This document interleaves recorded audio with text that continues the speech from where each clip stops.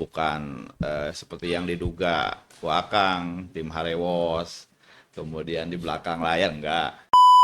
Saya bisa menyimpulkan kondisi existing Kabupaten Tasikmalaya, postur anggarannya hanya sekitar 4,08%. Kalau Kabupaten Tasikmalaya tidak keluar dari zona Nah itu itu, dia. maka ke depan siapapun kepala daerahnya akan Ya. ditinggalkan warisan problematika yang Betul, terus betul. turun-temurun.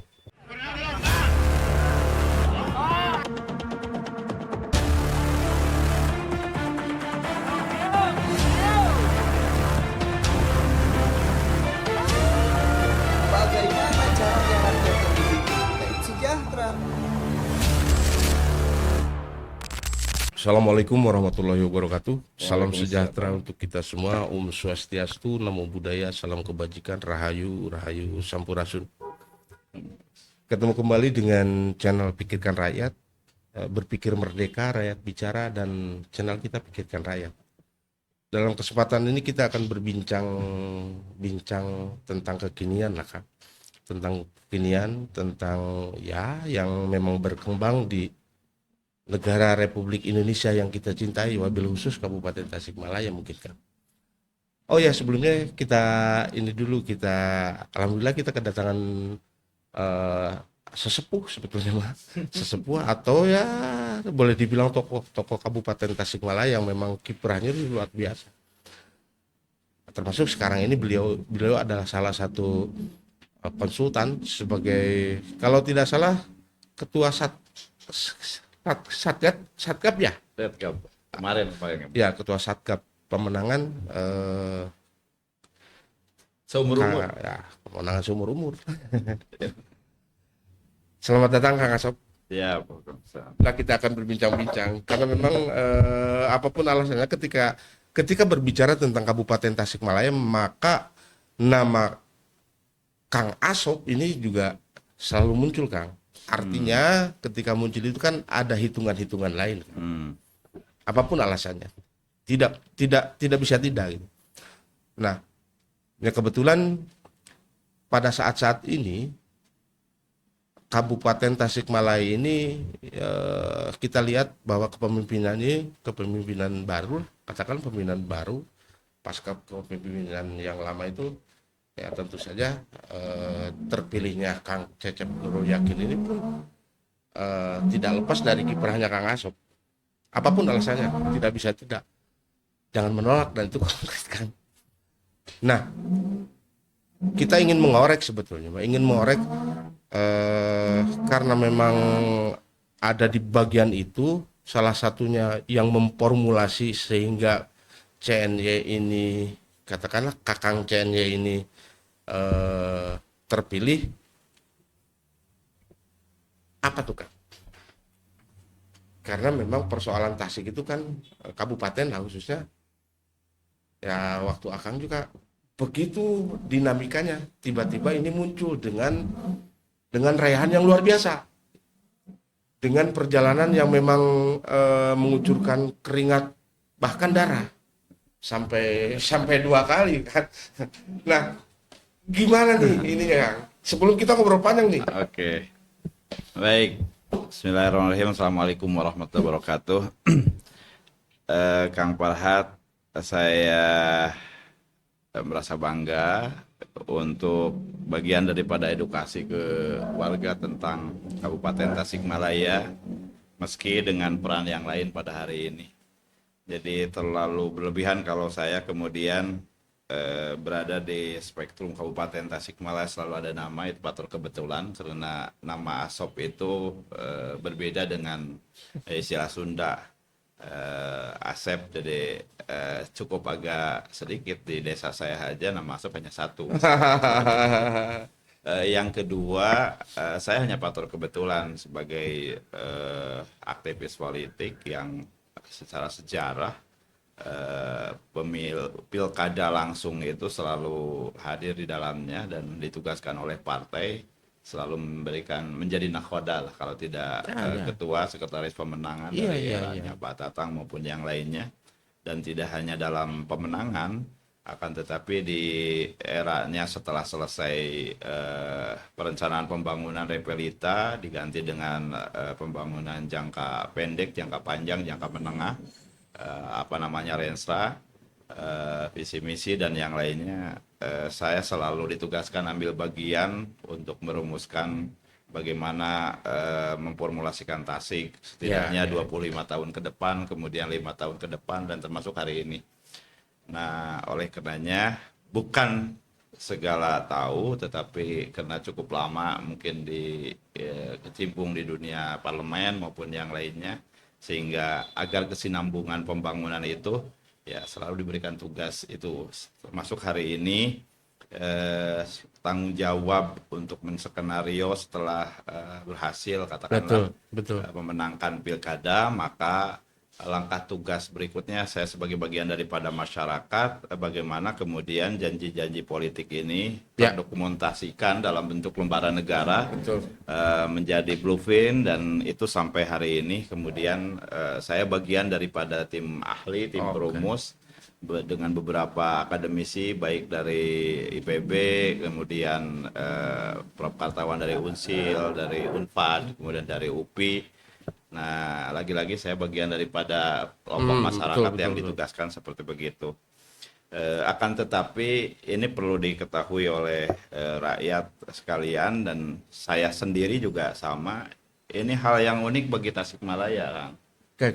Kenapa dikatakan unik? Ini tradisi yang mungkin baru dalam sejarah peradaban pemerintahan di Kabupaten Tasikmalaya.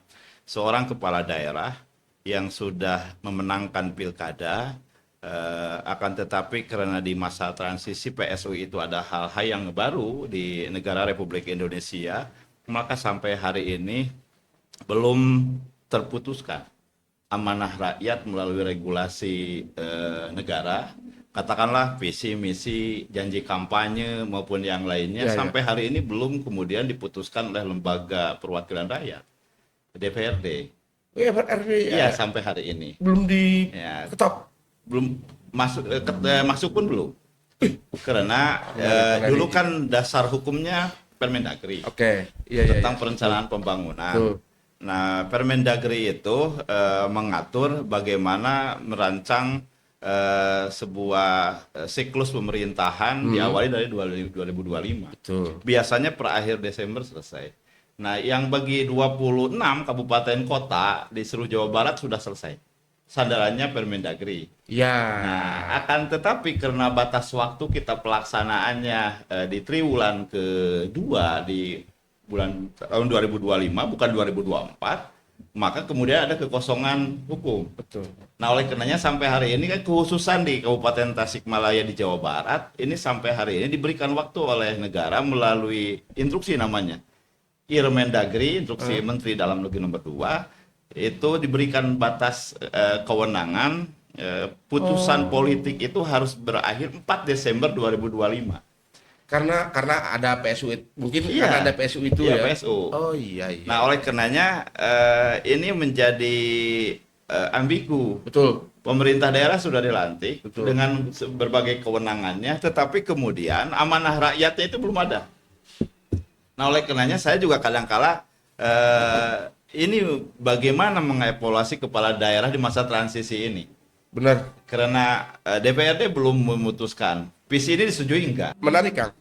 Nah, tadi yang dikatakan ini saya juga baru tahu bahwa di Kabupaten Tasikmalaya ini unik ya, karena memang mungkin ada PSUD yang tadi itu. PSU kan lumayan dari pilkada ke PSU itu tiga bulan ya, 3 bulan. Pada saat itu. Oh, di situ mungkin ada hal-hal yang memang terus yang jadi pertanyaan ketika sekarang melaksanakan pemerintahan itu dasarnya dari mana? Kalau memang tadi dasar yang tadi dibilang oleh Akang itu belum terketok lah, katakanlah belum terrealisasi secara dokumen ataupun secara kebijakan, belum disahkan. Nah, untuk mengisi kekosongan ini apapun alasannya, pemerintahan kan harus jalan, tidak bisa tidak. Rakyat itu kan pemerintahan harus jalan. Nah, megang dasarnya itu dari mana? Iya, megang dasarnya. Pak Bupati lah katakanlah seperti itu. Kan ada lex spesialis. Oke. Maka kalau kabupaten yang lain tentu dasar hukumnya Permendagri nomor Iya, jelas. 86 tahun 2017. Ya. Nah, Kabupaten Tasikmalaya itu dasar hukumnya Irmendagri nomor 2 tahun 2025 khusus lex spesialis Kabupaten Tasik. Khusus. Khusus hanya satu daerah di Kabupaten Jawa Barat yang melaksanakan PSU karena ini perencanaannya sudah lewat. Oke. Nah, pertanyaan yang berkembang, Nah, ya kita juga tidak menutup mata bahwa ada gerakan-gerakan lah ya di Kabupaten Tasikmalaya yang memang dalam tanda petik yang dalam tanda petik ya, yang tidak paham lah atau tidak setuju dengan apa namanya dengan adanya kebijakan-kebijakan yang sekarang. Kalau ditarik seperti itu dan kemarin-kemarin juga kan banyak tuh ada yang demo dan sebagainya dan terus ada yang memanggil lah. Ketika ini belum tersahkan itu gimana tuh? Apa namanya? Sifat itu tuh kayak gimana tuh? nah Kalau inilah menurut saya gimana ya? Susah nih. Bisa ada problem ketatanegaraan yang baru. Iya benar. Yang mungkin ini wilayahnya harus diperdebatkan di tingkat akademis dan yang lainnya. Dan lagi-lagi Tasikmalaya itu selalu menjadi kelinci percobaan. Contoh dalam demokratisasi ya. Karena saya termasuk saksi sejarah. Dulu ketika setuju tidak setuju terlahir di Tasikmalaya, Pak. Betul. Calon tunggal eranya Pak UU dengan Iya, Pak betul. Ade Sugianto itu pun menjadi Betul. problem baru. Betul. Nah, hari ini PSU juga terjadi di Tasikmalaya. Betul. Tapi orang Tasikmalaya udah dewasa-dewasa lah. Ya. Nah, oleh karenanya pada hari ini kalau dirunut dari sisi jurisprudensi hukum ketatanegaraan, kan sejatinya ini pemenang nih. Betul. Sudah pemenang kemudian berdinamika di DPRD. Betul. Jadi keputusan politik yang namanya Perda. Di sana ada Perda namanya RPJMD, Betul. Rencana Pembangunan Jangka Menengah Betul. Daerah untuk 5 tahun. Ya, atas dasar apa konsensus namanya? politik. Konsensus politik, janji-janji segala macam Antara dibikin. pendekatan teknokratik yang ada di RPJPD yang sudah diputuskan Betul. untuk 25 tahun ke depan. Nah, 5 tahun kira-kira mau seperti apa? Betul. Nah, inilah kompromi politik. Ya. Maka alat lembaga yang harus kemudian melegitimasi itu adalah DPRD. Ya, dan harus Nah, mengusung ke situ harus kan ke sana. apapun alasannya kan. Nah, baru kemudian tahu kepala daerah mau melakukan apa. Ya. Progress reportnya apa, kemudian evaluasinya apa. Sekarang? Dan rakyat sekarang kan enggak.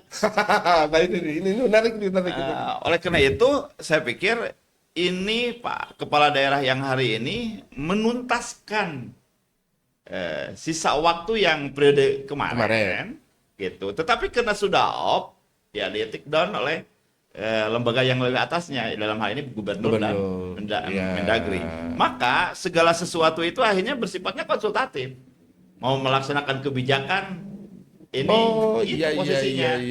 Nah, menjadi rancu ketika kemudian katakanlah lembaga politik ini DPRD belum memberikan amanah, lalu kemudian mengoreksi. Nah, itu dia. Kan kemarin gitu. Iya. Ada kan. Nah, inilah yang kemudian rakyat mesti mengerti posisi. Ya, betul, nah, termasuk betul. bukan kemudian tidak boleh mengkritik parlemen dan ini boleh saja. Sangat Tetapi boleh. kan indikatornya yang jelas Betul. yang mana yang dilanggarnya. Konstitusional. Yang mana yang kemudian tidak memenuhi standar politiknya dan yang lainnya. Nah, hari inilah itulah yang terjadi di Tasikmalaya dan sepanjang sejarah saya pikir semua orang paham itu hari ini. Nah, ya artinya kan gugur. Selama ini banyak orang lah teman-teman banyak menganggap bahwa CNY itu akan apa namanya sisa-sisa kemarin perhelatan itu gimana ya? Pembijak yang dulu itu yang pro dan yang ininya CNY itu sekarang itu kelihatannya ingin memotong seperti itu. Kalau dengan kondisi seperti ini kan mustahil kalau begitu karena apapun alasannya melanjutkan yang kemarin dengan catatan tadi dibilang konsultasi dan sebagainya ke sana. Berarti salah selama ini. Artinya orang menganggap bahwa ya dendam katanya gitulah, kayaknya dendam ke yang ini karena ada urusan ini dan sebagainya. Enggak lah. Nah iya. Politik itu sunatullah. Suksesi kepemimpinan juga sunatullah. Betul. Pasti setiap zaman ada orangnya dan orang pasti ada zamannya hari Betul, ini. sepakat saya. Nah, zaman hari ini terus terang ini kedewasaan bagi publik di tengah-tengah masa transisi politik di Kabupaten Tasikmalaya ini akan menjadi substansial ke depan. Bagus. Nah, oleh sebab itu barangkali podcast ini juga untuk memberikan pencerahan, keterbukaan. Ya. Pilkada sudah selesai lah. Betul. Gitu. Sekarang ada problem ketatanegaraan di Kabupaten Nah, Tasikmalaya yang harus dikritisi secara cermat, akan menjadi jurisprudensi hukum ke depan. Nah, oleh sebab itu saya pikir kepala daerah tidak perlu ragu-ragu. Sepakat. Diri di atas kepentingan rakyat. Sepakat. Soal prosedural maupun yang lainnya itu wilayah politik strategis yang akan disampaikan. Akan tetapi mumpung kemudian ada kewenangan lebih lah, ada sedikit bisa extraordinary lah Betul. melakukan hal-hal yang substansial sepanjang kemudian itu tidak melanggar hukum, sepanjang berpihak. kemudian disetujui oleh pemerintah pusat dan provinsi dan berpihak terhadap rakyat yang mestinya Kenapa tidak? lakukan. Betul. Gitu. Tetapi kalau kemudian ini terbelenggu oleh keyakinan aspek prosedural itu, ya rasa-rasanya kepala daerah hari ini ya bisa terlupakan. Saya belum dapat amanah apa-apa loh. Bisa. Baru Dan menang. itu sah sebetulnya kalau karena memang belum tertuang dan belum terlegitimasi. Tapi kemudian Kang Farhan juga harus menjadi instrumen hukum bagi kepala daerah yang saat sekarang. Anda itu terpotong 1 tahun dalam ketidakjelasan. 1 tahun anggaran maksudnya. Betul. Ya, berarti sebenarnya periodisasi yang sesungguhnya Empat. kepala daerah hari ini dari 2026 sampai 4 tahun. 4 tahun, betul. Maka tentu ini harus diformulasikan manajemen komunikasinya racing start karena memang terpotong 1 tahun ini. Benar. Gitu. Jadi kalau indikator capaian nanti 5 tahun, sesungguhnya bekerja dia itu yang tahun. terparameter 4 tahun. Betul. Begitu ini Ya, uniknya. ya benar. Satu, kemarin kan muncul cut off tuh kan. Nah, cut off itu tiba-tiba kan muncul. Nah, ketika berbicara ini tidak perlu dipermasalahkan dong. Ada misalkan, kenapa ini cut off, tapi ini jalan pembangunan jalan terus, biayanya dari mana dan sebagainya. Padahal kan di situ ada regulasi yang memang terpotong ini. Dan itu hasil mungkin tadi dibilang hasil konsultasi. Nah, suara-suara ini kalau memang paham tidak perlu muncul kan kalau begitu. Ya, saya yang sedikit kena seumur-umur di Badan Anggaran ya, kembali juga ikut meraca yang saat sekarang. Ini terkait dengan cut off misalkan, itu kan akibat adanya impres, akibat adanya Ingup. Nah, sejatinya sebenarnya itu review hitung ulang. Kalau kabupaten yang lain setelah kemudian menang, kan ada jeda waktu kan 3 bulan itu Betul. sampai dilantik. Betul. Reviewnya itu. Jadi keburu lah dimulai Desember akhir Nah. 2024, kemudian Januari, Februari, kemudian direview. Ya. Ini tidak. Nah, ini Tidak. di tengah-tengah jalan. Iya. Kan kita 4 Juli nih. Iya. Disampaikan. Nah, maka kemudian kepala daerah karena tadi ada ruang untuk mereview apakah memang keadaan fiskal yang dia tidak ikut merencanakan dan dia tidak ikut tanda kutip nih mengambil polisi waktu itu cukup enggak. Nah, ternyata fiskal kita kedodoran. Ya, setelah dihitung. Jadi kalau kemudian dilaksanakan seutuhnya pada 2025 bisa kemungkinan menjadi kegiatan yang tidak bisa terbayarkan. Karena fiskalnya kredit. Betul. Nah, oleh sebab itu itulah salah satu skema sebenarnya, salah satu cara yang namanya cut off itu bagaimana mengendalikan keuangan kita agar kemudian amanah yang diberikan oleh masyarakat melalui putusan politik lagi-lagi dengan DPRD yang disepakati ini kondisi fiskalnya mencukupi nggak sampai akhir. Kalau tidak mencukupi kan besar pasak daripada tiang, yang dirugikan pihak ketiga, yang dirugikan juga masyarakat. Masyarakat sudah melaksanakan pembangunan, ketika di akhir tidak bisa dibayar semuanya. Nah, oleh sebab itu cut off ini dalam kerangka itu sebenarnya cut off ini akhirnya juga bisa Menyelamatkan bisa pada menyelamatkan hakikatnya. salah satu alternatif yang Ya. disampaikan dan tentu melaporkan ke pihak yang punya mandat dalam hal ini legislatif. Ini loh kondisi fiskal ketika kami menggerakkan mau bagaimana, mau dirubah atau tidak. Nah, kepala daerah sebenarnya sangat cekal tanggap, seingat saya, karena kita ikut mereview di Betul. tim asistensi, itu kurang lebih sudah hampir 2 bulan lebih itu sudah dimasukkan ke WPPAS-nya ke DPRD, kemudian disepakati oleh pimpinan DPRD, kemudian lakukan pembahasan gitu. Nah, sampai hari ini berarti wilayahnya hari ini mau cut off ini tergantung DPRD.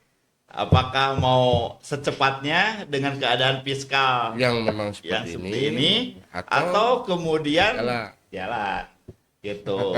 Jadi kepala daerah hari ini sudah menunaikan kewajibannya. Bolanya saat sekarang ini di DPRD mau melakukan pembahasan dengan kondisi seperti begitu atau tidak, kan gitu. mau melakukan monggo, Monggo. tidak monggo. Nah. Itu ada. Oh iya. Oke, itu menarik. Nah ini juga jujur saya baru tahu bahwa karakter Kabupaten Tasikmalaya di pemerintahan sekarang ini unik. Tadi itu karena memang ada rentan waktu yang kosong yang bagi kabupaten atau kota yang lain itu dijadikan untuk evaluasi dan sebagainya. Di Kabupaten Tasik kan itu untuk ajang PSU kan begitu. Ketika ajang PSU selesai baru masuk ini, yang ini sudah yang lain sudah terrealisasikan dengan tinggal rolling, yang ini baru. Sementara aturan dari atas kan tidak boleh ini, maka muncullah aturan yang memang sifatnya lagi spesialis. Ini lain lagi pertanyaan. Ke dalam ketika menjadi tim dari pemenang pada saat itu, apapun alasannya kan ada beban moral terhadap siapa yang diusung yang jadi pemenang. Nah, ketika yang jadi pemenang itu kalau teamworknya itu dalam hal ini perpanjangan tangan yang ada di birokrat, perpanjangan tangan Pak Bupati misalnya. Itu kan mau tidak mau harus yang sejalan nih Kak. Yang sejalan minimal paham tentang visi misi atau keinginan pemimpin dalam hal ini. Nah, ada kalanya nih Kang, di dalam birokrasi itu ketika bertanya tentang ini mau dikemanakan nih misalkan. Nah, mereka ambigu Kang. Karena banyak sekali orang yang tidak paham tentang visi misi bupati dan wakil bupati ini. Artinya RPJMD itu kadang-kadang tidak paham kedalamannya, yang pada akhirnya mereka itu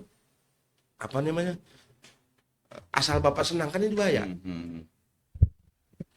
Kira-kira akan mengeliminasi itu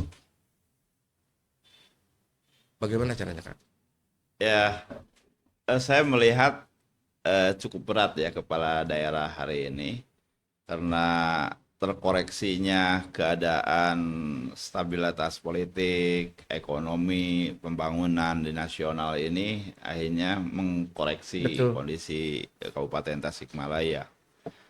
Ya, di samping memang saya berbicara karena setelah mereview kondisi dalam dan posisi saya meskipun bagian dari masyarakat karena tadi ditunjuk oleh kepala daerah untuk membantu mensinkronkan dengan pemerintah daerah dalam hal ini perangkat daerah yang dikomandoi oleh Bapak Litbangda di Bapeda, meskipun bagi saya bukan hal yang baru karena tiap periodik ada di dalam ada di luar juga selalu ditugaskan di sana dan legal formal gitu secara konstitusional.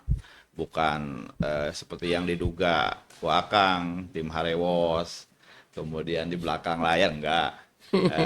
Saya nggak mau masuk ke wilayah-wilayah itu ya, tapi wilayah-wilayah yang memang diatur oleh perundang-undangan oleh negara.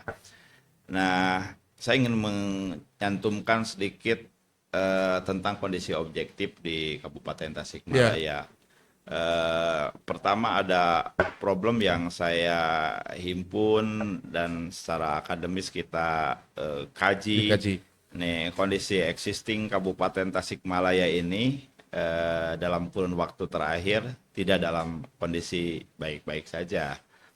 Pertama ada masalah utama. Masalah utamanya tentu saya tidak harus mencantumkan semua. Hampir semua yang menjadi indikator pemerintah pusat maupun provinsi itu selalu kita di nomor bontot. Benar. Di nomor bontot. Ya. Nah, daya saing kita peringkat ke-26 dari 27. Dari 20. Dua terakhir. Cukup tidak bersaing dengan daerah Iya. yang lain.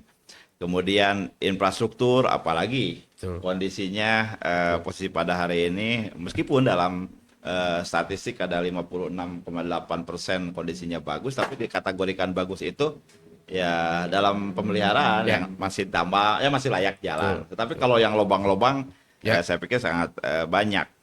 Nah kemudian apalagi kalau berbicara masalah keadaan fiskal. Ya, Tahu nggak betul, fiskal betul. Kabupaten Tasikmalaya Ya. ini di 2026 itu kira-kira ternyata kemandirian fiskal kita ini hanya 14,08%. Artinya ya kalau seperti begitu sekitar 86% masih bergantung kepada pemberian dari Ya. pusat. Dan jangan lupa juga dari 14,08% itu 10% itu BLUD, Pak. Yang dikelola oleh rumah sakit, puskesmas, gitu, dan yang lainnya. Oleh karenanya, saya bisa menyimpulkan kondisi existing Kabupaten Tasikmalaya, postur anggarannya hanya sekitar 4,08%. Jauh. Gitu. Padahal potensinya kan luar biasa sebetulnya. Ini objektif kepala daerah ini berat nih. Iya. Dan saya sepanjang di dunia politik ya pada hari ini merencanakan ini kayaknya terendah. Tahun 2026 ini setelah di review akhir. Tetapi itu kalau kemudian Kabupaten Tasikmalaya royal tidak melakukan inovasi, tidak melakukan hal-hal yang di luar biasa atas kebiasaan, ya saya pikir nggak kuat. Selesai. Nah gitu. Nah apalagi kalau kemudian mendengar pidato Pak Prabowo di nota keuangan Agustus, Betul. ya kemarin tanggal 16 ya nota Ya. keuangan disampaikan. Nah di mana hampir 24 sampai 27 itu terkoreksi ke daerah, tunjangan keuangan daerah TKD. 3 hari yang lalu sudah kemudian rilis. Saya sebenarnya dari awal punya optimisme awalnya. Karena kemudian mereview dari kapasitas fiskal tiap tahun ada kenaikan dan yang lainnya. Kemudian sampai dengan ketika ekspos, karena saya berani menyampaikan karena sudah diekspos ke publik Iya. di Musrenbang RVJMD. Sampaikan kita ke publik proyeksi 2006 kira-kira ya tunjangan keuangan daerah dari pusat itu akan kita terima kira-kira 2 triliun 980 miliar. Angka optimistik yang kita lakukan, maka kita survive Betul. dengan kegiatan itu. Tapi 3 hari yang lalu Benar. rilis di Menteri Keuangan sebelum digantikan Diganti, ya. segala macam, Tasikmalaya itu terkoreksinya luar biasa, hampir 597 miliar. Kabupaten. Iya, dikurangi. Ya kalau kemudian dari proyeksi kita akan dinaikkan, kan proyeksi kita naik nih. Naik. Nah nyatanya turun. Nah kita ini akan kekurangan dari proyeksi yang untuk ini baru rencana Betul, nih, betul. hampir 1,1 triliun. 1 triliun 100 miliar lah. Terkoreksinya seperti begitu. Betul. Oleh karenanya saya sampaikan ke kepala daerah dan kemudian tim perancang, ini harus dihitung ulang. Gitu. Kalau nggak dihitung ulang, kemarin saja ketika review 2025 ada cut off itu kita hampir terkoreksi 128 miliar, udah ngagibeg. Betul. Komo iya 500. 1,1 Pak. 1, Jadi 500 sekian itu dari pusat. Dari pusat. Nah, kita kan optimistik Naik. akan ada proyeksi naik. Ternyata kenyataannya turun. Maka ya harus berbicara yang real dong. Betul, yang saat betul, sekarang betul, ini. betul. Ya, sehingga fiskal kita dari pusat yang tadi 86% itu kira-kira hanya 1 triliun 800 kan. Padahal kita merencanakan 2 triliun 980 Sampai 3 lah ya. sampai 3 gitu. Karena PAD kita kan Benar, relatif ya. di bawah. Nah, jadi angka 4 itu kalau kemudian konversinya dari hitungan itu, ya kira-kira besok kalau tidak ada inovasi, tidak ada efisiensi, masih tradisinya pemborosan maupun yang lainnya, pembangunan untuk masyarakat seperti apa? Benar. Nah, untung saja ini ada diselamatkan dulu lagi Cecep Asep. Ini belum menjadi kesepakatan politik. Oke. Gitu. Kalau kemudian Wah. itu seperti yang sebelum PSO Wah. yang sudah diputuskan, Wah. maka sudah Oleh, tidak oleh, suka oleh. dipastikan Cecep Oleh. Asep kinerjanya akan Oleh. jelek, rapornya akan Betul. merah. Nah, inilah yang kemudian harus disampaikan kepada publik Betul. bahwa kalau kemudian kita tidak kerjasama, masih menganggap bahwa pemerintah ini jelek selamanya, saya pikir hari ini siapapun yang akan memimpin akan punya problem itu. Nah, oleh karenanya hanya partisipasi publik, masyarakat, dan yang lainnya, jaminan stabilitas yang ada, semua mempunyai sign of crisis terhadap Betul. Kabupaten Tasikmalaya Betul. itu dengan kebersamaan Betul. dan yang lainnya. Karena saat sekarang ini transparansi itu sangat nyata, bisa diakses Betul. di semua hal, dan salah satu podcast ini juga bagian Ya. daripada transparansi. Kondisi Kabupaten Tasikmalaya hari ini perlu kerjasama semua pihak. Ya. Ya. Gitu kira-kira. Oke. Ya memang ketika berbicara ini kan agak sedikit gimana ya? Ruas. Kabupaten Aing kan gitu ya. Hmm. Tapi saya optimis kan. Optimis bahwa Kabupaten Tasikmalaya itu punya potensi yang luar biasa, khususnya di wilayah. Kebetulan saya agak paham tentang wilayah budaya, Kang. Wilayah budaya. Kabupaten itu kan sangat sangat kaya dengan kekayaan budaya yang memang masih tersembunyi. Kita kan punya punya kampung adat yang di wilayah lain itu kan tertentu, tidak semuanya kabupaten kota itu punya, dan itu potensi sebetulnya, Mbak, kalau menurut saya. Terus kita juga punya punya tempat-tempat yang luar biasa. Kalau memang ada investor, kalau memang bisa terbuka, kayak misalkan di daerah Tasik Selatan itu secara landscape, secara view kan tidak kalah bagus dengan Bali sebetulnya, Mbak. Nah, kira-kira maksud saya kenapa saya ngomong seperti ini, karena saya pernah berjalan, pernah meneliti, pernah mengkaji sedemikian rupa. Nah, kira-kira kalau berbicara tentang industri dan sebagainya, ketika berbicara di Kabupaten Tasikmalaya kan itu juga agak sedikit ini ya, jauh lah gitu. Beda dengan Karawang dan sebagainya, dengan pusat. Kita mah kekuatannya kekuatan agraris dan kekuatan alam yang luar biasa. Kira-kira, karena kenapa saya ngomong seperti ini, karena akan juga di tim itu sebagai konseptor lah bagaimana kabupaten ke depan dan sebagainya. Nah, keberpihakan teman-teman atau keberpihakan dalam hal ini keberpihakan pemerintah untuk memajukan, untuk meningkatkan daya jual atau meningkatkan PAD dan sebagainya di wilayah budaya apa tuh? Ya. Ya, hari ini tentu Banyak sih sebetulnya. kita tidak, kalau sebagai bagian daripada pemerintah harus optimis dong. Ya, saya optimis Gitu. Kemudian yang kedua, walaupun saya rakyat optimis kan, karena melihat Tasik kabupaten itu luar biasa sebetulnya. inovasi itu sangat diperlukan. Yang ketiga, tentu saat sekarang ini pemerintah harus membuka diri terhadap faktor lokal, Betul. keunikan lokal, Nah, itu. harisa budaya yang ada itu dilindungi, kemudian ya dijadikan sebagai sebuah ikon yang tidak boleh dirubah. Nah, tentu dalam hal ini kita intervensi semua hal ini. Pemerintah dalam hal ini, birokrat juga harus transparan, karena memang tidak bisa diselesaikan oleh satu pihak. Kepala daerah posisi pada hari ini juga harus memposisikan diri sebagai pelayan, banyak mendengar keluh kesah rakyat. Bukan saatnya lagi kemudian kepala daerah bertangan besi pada posisi hari ini. Ya, begitu. Nah, oleh sebab itu hari ini masih punya waktu sampai di Desember. Itu kemudian keinginan rakyat itu kita dengar. Di samping kemudian kemarin keliling masa kampanye itu barangkali Pastilah kita ada itu. kelompokkan. Nah, tentu daerah-daerah yang fiskalnya kecil semacam gini, pertama ada inovatif. Itu. Ya, jangan fobia terhadap kemudian informatika. Nah, saya terhenyak Pak Hat, Pak Datang, ketika kemudian ternyata di Kabupaten Tasikmalaya ini IT saja yang ini, inovasi pemerintah, penyelenggaraan pemerintahan itu masih sektoral. Antara satu SKPD dengan SKPD yang lain, iya belum terintegrasi gitu loh. Oh. Maka banyak aplikasi-aplikasi yang ya pendekatannya mungkin project.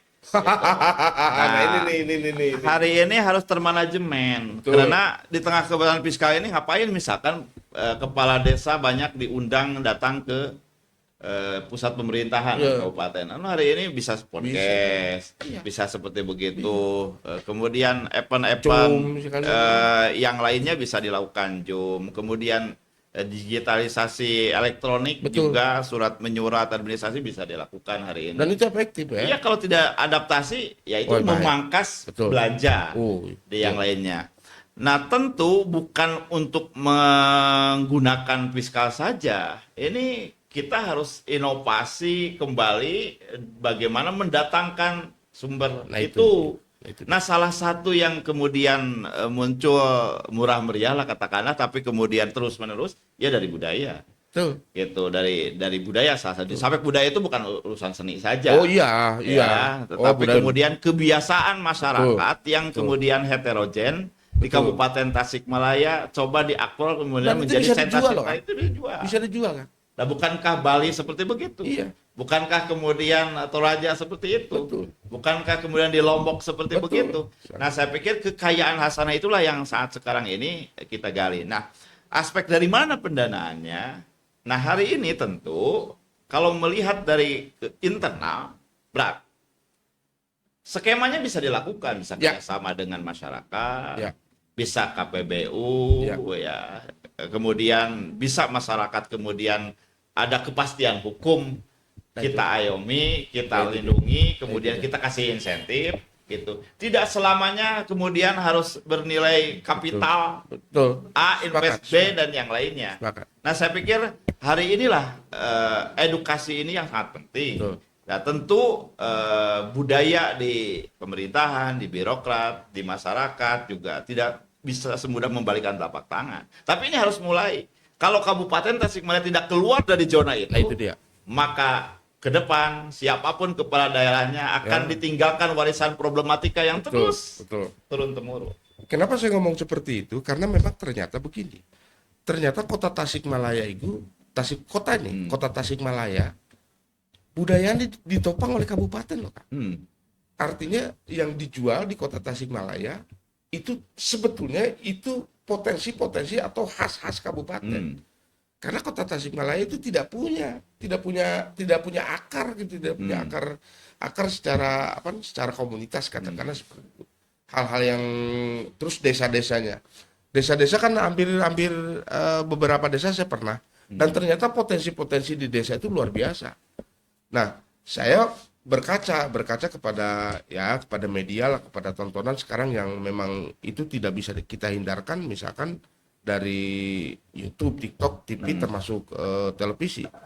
Itu kan itu yang dijual dan ternyata keindahan-keindahan yang kita dilihat di media massa atau di media elektronik itu tidak kalah dengan yang kita punya. Nah, persoalannya tadi. Nah, mau tidak mau di sisi lain masyarakatnya memang betul harus kreatif, harus inovatif. Tapi kan kreatif inovasi masyarakat itu kalau ditopang dengan kekuatan besi atau ditopang oleh tangan besi, dalam hal ini pemerintah, dalam hal lebih spesifik lagi aturan, itu akan lebih luar biasa. Nah, saya belum melihat itu gitu kan di kabupaten. Ya makanya ada beberapa yang kita ambil, kan problemnya itu SDM ya di masyarakat, bahwa angka IPM kita ini rendah. Nah, ini salah satu yang saya ingin berbicara mengakselerasi kondisi Tasikmalaya sebelum ke budaya. contoh misalkan kenapa IPM kita selalu rendah. Ini kan berakal dari budaya juga. Iya betul. Budayanya apa? Nah, jangan lupa bahwa salah satu indikator yang ada di dunia pendidikan misalkan, itu kan rata-rata lama sekolah. Betul. Nah, rata-rata lama di sekolah di Kabupaten Tasikmalaya kenapa rendah? Saya menemukan salah satu konklusi di antaranya. Pertama, yang selalu dihitung adalah yang formal. Benar. Ya, yang di bawah Departemen Pendidikan Nasional, Iya. Diknas. Nah, kemudian terkadang yang di bawah Kementerian Agama itu juga sebagian.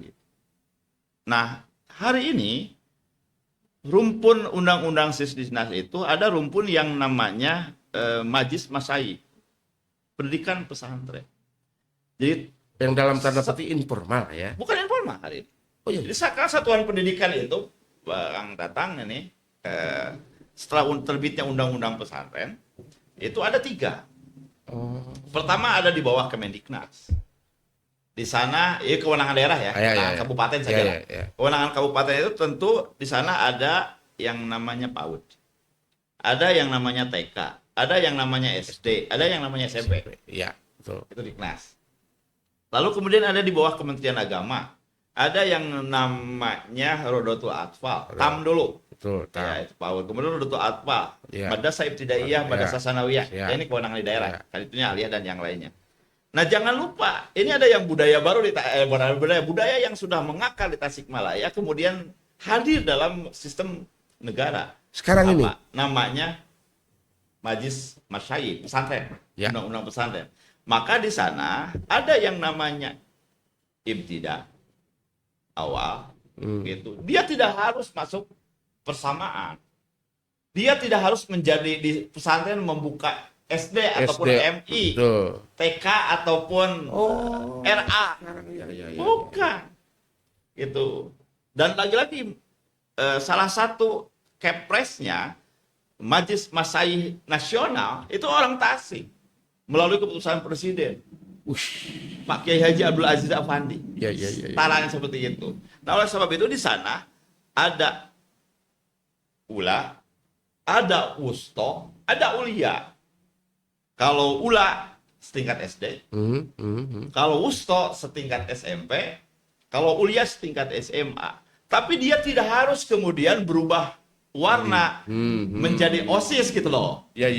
Nah, sehingga ini problemnya di Tasikmalaya. Karena dari abad ke abad disebut kota santri, kota pesantren. Ketika statistik BPS menanya, kan itu ditanya. Dulu sampai di mana belajarnya? Sampai Pesantren. SD. Terus SD itu kapasaren. Ya yang pesantren ini nggak dihitung. Sekarang ya betul. Benar. Nah, oleh karenanya hari ini sudah membuka diri. Betul. Maka ada yang namanya perguruan tinggi Ma'had Ali. Nah, bagaimana langkah pemerintah hari ini? Ya. Nah, maka Cecep Asep akhirnya meluncingkan satu desa satu sarjana. Tanpa harus sekolah berangkat kemudian yang lainnya. Itu kan bisa dilakukan. Yang pesantren sekarang ini bergelar, Pak. Oh, menarik. Sekarang itu kalau kemudian dia akidah berarti SAG. Kemudian kalau tafsir ST ya, kalau pendidikan SPD. Di Manunjaya misalkan. Betul. Itu sekarang sudah S2. Jadi kalau dia dari MI SD masuk ke Manunjaya, mohon yang gampang aja contohnya ya, yang gampang. Kemudian tidak dia harus di Manunjaya membuka MI, SD, Sanawiyah, boarding dan yang lain. Sudah budayanya seperti begitu. Negara saat sekarang ini ketika kemudian dari sana di ibtida mau melanjutkan ke SMP, dia harus diterima.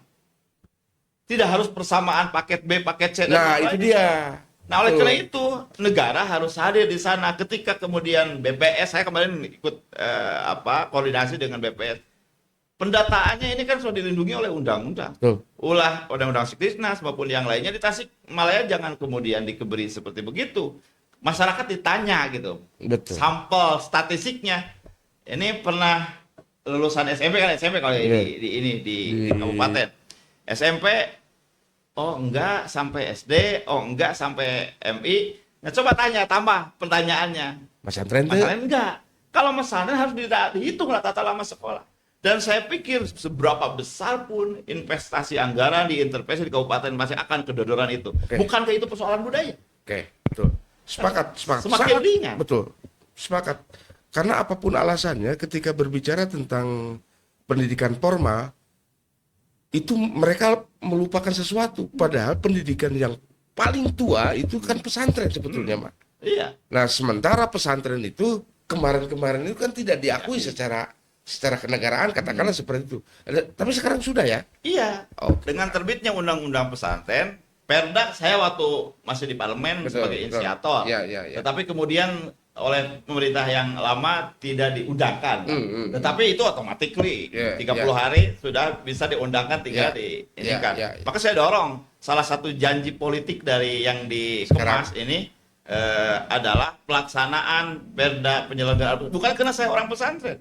Tetapi hari ini menyelamatkan. nggak bisa dipaksa. Iya. Orang yang biasa tradisinya ke pesantren Betul. digiring-giring harus masuk ke sekolah, kemudian negara mengakui itu, ya udah itu kearifan budaya lokal Kabupaten Tasikmalaya yang dilindungi oleh undang-undang. Ya sementara sekarang kan IPM itu berdasarkan statistiknya itu berdasarkan pendidikan formal. Makanya wajar kalau karena pesantren itu tidak ada Dihitung. Kalau berapa ribu? Padahal Gitu. ya padahal cendikiawan kita dulu kan tidak pernah mengenyang pendidikan formal, katakanlah seperti Itu itu sudah orang-orang sejak dari 19, Iya. 2019. Di Tasik sudah 2022 dan yang lainnya. Maka kenapa kemudian saya berkepentingan untuk merebut kekuasaan? Karena itu salah satu problem solving Kabupaten Tasikmalaya agar tidak dianggap oleh dunia luar orang yang bodoh, tidak berpendidikan, tidak sekolah, dan yang lainnya negara harus hadir. Keputusan politik dong yang Oke, saya makan. betul. Apapun Nah, kira-kira alasannya. seperti begitu. Nah, oleh karenanya saya pikir ini akar budaya masyarakat, berapa investasi ketimbang harus membangun ruangan yang ambruk Iya, terus, kekurangan guru yang ambruk terus, dan kemudian partisipasi publik di dunia pondok gitu kan masih kena ayah urunan, kemudian ngebangun bersama-sama, itu coba kelola. dia. Ini berapa nilai net biaya Dan berapa dan itu. yang lainnya. Dan sebetulnya Begitu. mah budaya-budaya kita itu di situ. Iuran segala macam. Ya makanya hari ini kan lulusan pondok bisa masuk ke TNI, Benar. bisa menjadi Polri, Benar. gitu, dan yang lainnya, dan tidak harus kemudian ikut bersamaan, begitu. Oke. Nah, inilah yang kemudian hari ini di Kabupaten Tasikmalaya salah satu, saya pikir berapa miliar tuh kekurangan fiskal kita. Betul. Dengan akselerasi itu akan terjawab. Nah, oleh demikian tentu ini harus ada pemerataan. Maka lagi-lagi keputusan politik harus hadir di visi misi kita, di program ASIK kita ini, ya satu desa, satu sarjana. Saya pikir masuk sarjana tidak harus ke perguruan tinggi yang ini. Betul. Nah, saat sekarang bisa saja dengan universitas terbuka, Betul. kemudian melalui Betul. kelas jauh, Zoom, kan boleh. Bisa. Tapi Sama. yang benar standar kompetensinya nyampe. Ya. Dan yang kedua, Pak Farhan, ini budaya juga nih yang perlu kemudian digarisbawahi. Kita karena kekurangan lapangan kerja nih misalkan. Betul. Nah, kekurangan lapangan kerja. Nah, biasanya yang terlahir di masyarakat kita ini angka-angka yang sudah kemudian tidak produktif. Karena lulusan SMK, SMA gitu dan yang lainnya kecenderungan mencari kerja keluar. Ke Bekasi, ke KHT dan yang lainnya gitu. Apapun bentuknya, ada outsourcing maupun yang lainnya, mengejar UMR. Nah, usia-usia produktif ini dari Tasik ini pindah keluar. Betul. Setelah kemudian masa tua balik ke daerah. Jadi yang tinggal di kampung itu rata-rata yang sudah tidak produktif.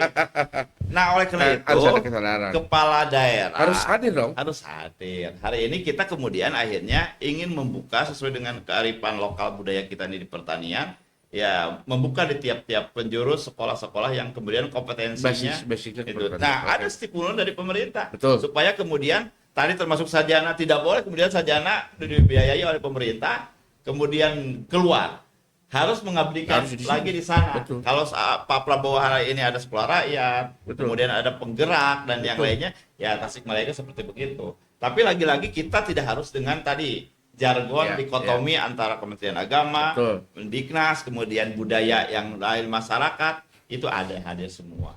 Ya, dan- Banyak kan yang tradisional gitu. Betul. Kadang-kadang kan pendikotomian itu juga jadi beban psikologi bagi masyarakat yang tidak sekolah mah. Saya mah tidak sekolah, padahal sebetulnya mah dia sudah pesantren dan pesantrennya nggak tamat geus hatam deh, diadukan ke wani, tapi kan sekarang itu stigmanya itu seperti itu. Sekarang hilang ya. Di Kabupaten Tasikmalaya itu tidak sekolah formal pun, katakanlah tidak sekolah dalam formal seperti di dinas ini sebetulnya diakui ya, artinya diakui untuk Sampai bisa saja maju. nama. Oh, keren. Itu namanya Ma'had Ali. Oke. Jadi Ma'had Ali itu namanya marhalah ula itu S1. Marhalah sani itu pasca. Marhalah salis itu doktoral. Nah, kalau yang ada di Tasik ini baru 2 di Indonesia. Oh, ini Itu tarekat, kemudian di Mananjaya kalau tidak salah pendidikan dan akidah Islam. Maka di sana bergelarnya SKG, SPD, kemudian kalau S2-nya MPDI. Ya, gitu. Kalau doktoralnya dokter. Ya, Gitu. oke. Oke, menarik. Nah, satu lagi. Teamwork nih, Kak. Ketika mau maju, mau menuju finish segala macam, mau tidak mau teamwork ini kan harus solid nih. Nah, ada kalanya, ya ini juga berkembang di masyarakat nih. Pilih ASI katanya. Ada, begitulah, biasalah hal-hal yang sifatnya ini. Sebetulnya keinginan CNI gimana nih? Ya, kita harus dipahami. Politisi itu kan hanya mengantarkan pemenangan. Ya. Negara itu di bawah sistem dan aturan yang berlaku. Nah, saya misalkan setelah kemudian menjadi tim gab ya udah selesai sampai tugas itu. Maka apapun kompetisi itu selesaikanlah. Sudah selesailah. Hari ini 2 juta penduduk di Tasikmalaya itu adalah rakyat Kabupaten Tasikmalaya yang harus diperlakukan yang sama. Tidak harus ada teamwork di pemerintahan itu, ASN. Betul. Kemudian para perangkat desa, Betul.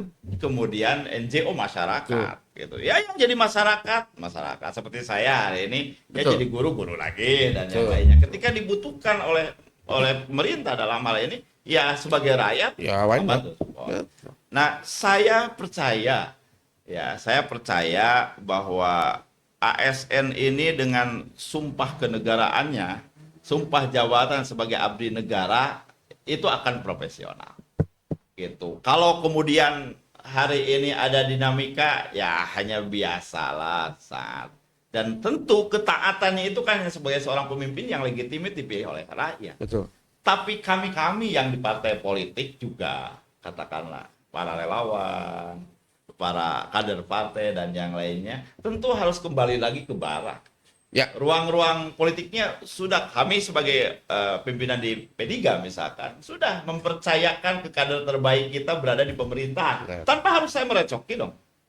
Kalau ataupun mau mengambil keputusan ya tentu institusi partai politik kemudian Ya. kita berikan ini loh cita-cita Oh, besar iya. ideologi politik yang Iya. harus Anda perjuangkan. Nah, salah satu yang diperjuangkan itu dalam mekanisme yang formal hari ini. Saya masuk misalkan di Betul. RPJMD kan itu legal formal ketimbang Betul. harus bisik-bisik di belakang. Iya. Kan gitu dan diketahui oleh rakyat. Itu konsensus semua. Nah, ini. Nah, kemudian yang lainnya ada melalui legislatif, ada fraksi dan yang lainnya. Silakan sampaikan.